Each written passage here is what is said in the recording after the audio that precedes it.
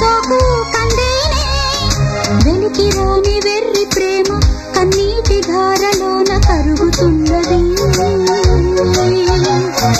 నాదు శోకమోపలేక నీ గుండె బాధపడితే తాళనన్నది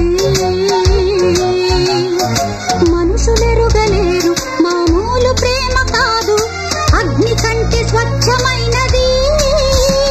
మమకారమే ఈ లాలి పాటగా రాసేది హృదయమా